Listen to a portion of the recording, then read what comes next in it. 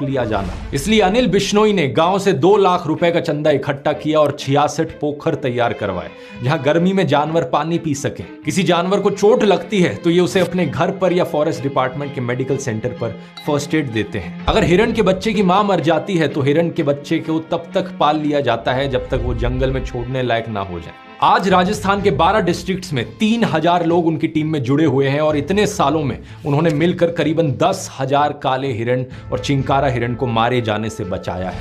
यही कारण है कि राजस्थान की सरकार ने अनिल बिश्नोई को Amrita Devi environmental protection award से भी सम्मानित किया था। अब कमाल की बात देखिए दोस्तों, सोशल मीडिया पर कुछ लोग बिश्नोई की जबरदस्त तारीफ में लगे हुए हैं। हमारे न्यूज मीडिया पर इनके चर्चे हर हफ्ते देखने को मिलते हैं और एक ट्विटर यूजर ने तो ये तक कह दिया कि बिश्नोई भारत का नया भगत सिंह। अरे वाह, लेकिन प्रॉब्लम बस इतनी है कि ये लोग अनिल बिश्नोई की बात नहीं कर रहे हैं। अनिल बिश्नोई को तो ये लोग जानते तक नहीं है, ये बात कर रहे हैं लॉरेंस बिश्नोई की।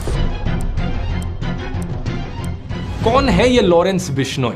इसने आज तक कितने काले हिरणों को बचाया है? ढूंढने पर ऐसा कुछ नहीं मिलता कि इसने वाइल्ड लाइफ प्रोटेक्शन में कभी काम किया हो, बल्कि पता चलता है कि इस पर 84 मुकदमे दर्ज हो चुके हैं। पता चलता है कि लॉरेंस तो एक गैंगस्टर है।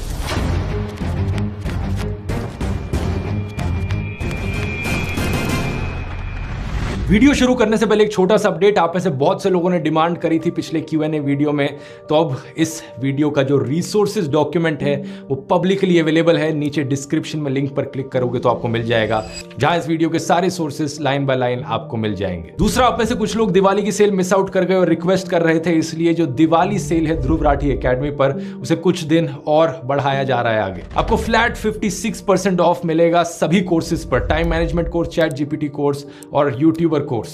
कूपन कोड इस्तेमाल कीजिए दिवाली 56। अब मिस आउट मत करना, यही मौका है अगर आप किसी भी कोर्स में इंटरेस्टेड हो, और ये कूपन कोड सिर्फ कुछ ही और दिन के लिए वैलिड है। लिंक नीचे डिस्क्रिप्शन में मिल जाएगा सभी कोर्सेज का, या फिर आप इस QR कोड को भी स्कैन कर सकते हो। चलिए अब अपनी कहानी पर वापस आते हैं। अनिल बिश्नोई ने एक तरफ अपनी पढ़ाई करी सूरतगढ़ कॉलेज से और एनवायरमेंट और वाइल्ड लाइफ प्रोटेक्शन को अपना मिशन बना लिया।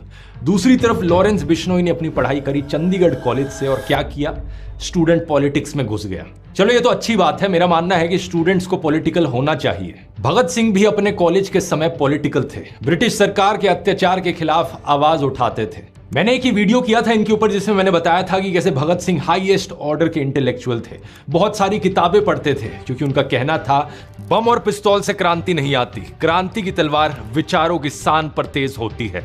उन्होंने कीर्ति जैसी पत्रिकाओं में बहुत से आर्टिकल्स लिखे, जैसे कि धर्म व फसाद ते उम्दा इलाज। इस आर्टिकल के जरिए उन्होंने बताया जनता को कि कैसे सांप्रदायिक ताकतें देश को तोड़ रही हैं। वो उस समय के हुए दंगों की बात कर रहे थे कि कैसे लोग एक दूसरे को सिर्फ इसलिए मार रहे हैं क्योंकि कोई हिंदू है, कोई सिख है तो कोई मुसलमान है। इस आर्टिकल में भगत सिंह ने सॉल्यूशंस भी बताए कि लोगों में वर्ग चेतना जगाई जाए, मतलब कि उन्हें एहसास कराया जाए कि वो हिंदू हो या मुस्लिम, आखिरकार वो हैं तो गरीब ही, और दुनिया भर के गरीब लोग, चाहे वो किसी भी रंग, रिलीजन या देश के हों, उनके वही अधिकार हैं। उनका फायदा इसी में है कि हर तरह के भेदभाव मिटा दिए जाएं और सत्ता को अपने हाथों में लिया जाए। आखिर में उन्होंने उम्मीद जताई कि भारत के सच्चे हमदर्द इन समाधान के बारे में सोचेंगे और देश को आत्म विनाश से बचाएंगे। इन आर्टिकल्स की बात मैंने डिटेल में इस वाले वीडियो में करी है, नहीं देखा है तो लिंक डिस्क्रिप्शन में है। लेकिन सवाल यहां पर यह है कि क्या लॉरेंस ने इन समाधान के बारे में सोचा? क्या उसने देश की एकता को बढ़ाने के लिए कुछ किया? पूछो अपने आप से।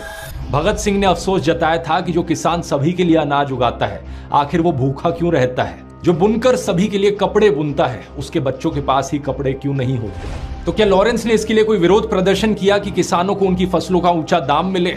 नहीं। तो क्या थी लॉरेंस बिश्नोई की स्टूडेंट पॉलिटिक्स?